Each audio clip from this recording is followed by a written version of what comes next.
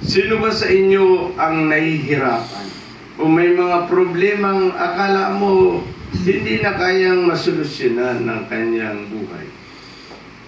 Kung kayo po ay may mga problema o para bang mga problemang napakabigat, ay ngayong umaga, mayroong paanyaya sa atin ang Panginoon upang maibsan ang inyong mga suliranin.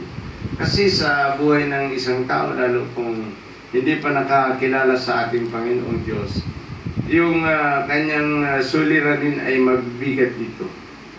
Pero sabi dito sa Mateo chapter 11 verse 28 to 30, lumapit kayo sa akin, kayong lahat na napapagal at nabibigatan sa inyong pasanin, at kayo'y aking pagpapahingahin.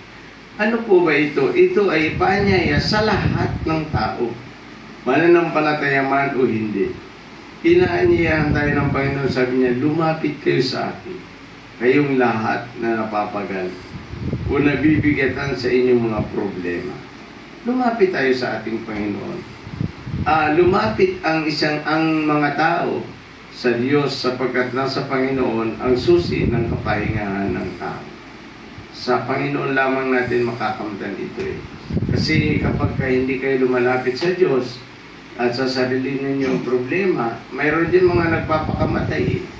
Dahil sa sobrang bigat ng kanyang problema na akala mo wala ng solusyon, magpapakamatay siya. Pero mayroong paanyaya sa atin ang Panginoon eh.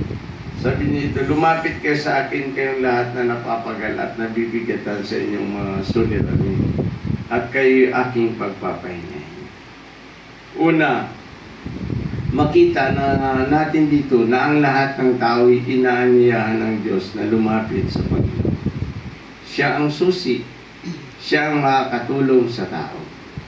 Siya po ang makakatulong. Pangalawa, pasanin ninyo ang aking pamatok at mag-aral kayo sa akin. Ako'y maamo at mababang loob at makakasumpong kayo ng kapahingahan para sa inyong mga kaluluwa. Yung mga taong hindi paligtas, yung mga taong nakabinbin at nasa delikadong lugar, na kung saan kapag namatay mahuhulog sa impyerno, sabi ng Panginoon, lumapit kayo sa akin upang ang lahat ng tao ay magkaroon ng relasyon sa ating Diyos. Lumapit kayo sa akin. Kung hindi nyo pa tinatanggap ang Panginoon, hindi nyo pa pinagsisisihan ang inyong mga kasalanan, sabi dito, lumapit kayo sa akin. At kayo bibigyan ko ng kapahingahan para sa inyong mga kaluluwa. Solusyon ito para hindi tayo mapahamak. Una, lumapit tayo para kung may mga problema tayo, matulungan tayo ng Panginoon.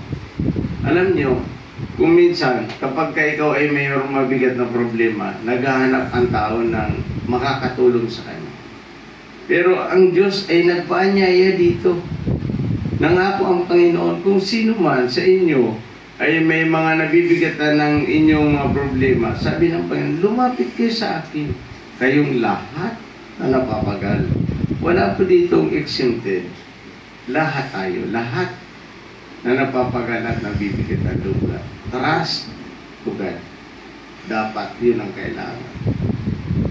Magtiwala sa ating Panginoon. Sabi niya dito, pasanin niyo ang aking pamato at mag-aral kayo sa akin. Napag-aralan na ba natin na magsisi at tumalikod sa kasalanan at tanggapin si Yesu Kristo para magkaroon ng kapahingahan ang inyong mga kaluluwa for the assurance of salvation? Naintindihan po natin lahat na kailangan nating magsuko ng buhay sa Diyos upang tayo ay matulungan ng Panginoon. Magsuko ng buhay sa Diyos.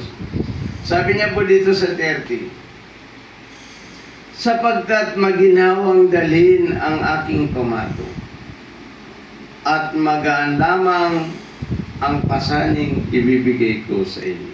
Iyan ang buhay ng isang Kristiyano. Kapag tinanggap mo si Yesu Kristo bilang Panginoon at tagapagligtas ng iyong buhay, ramdam mo ang Diyos sa iyong buhay. Ramdam mo ito. na kapag ikay naghahanap buhay, magaan lamang. Sabi niya dito, magaan lamang ang pasaning ibibigay ko sa iyo. At maginhawang dalhin ang aking pamato. At magaan lamang ang pasaning ibibigay ko sa iyo. Malaking hamon ito sa mga taong para bang nabibigatan ng mga problema.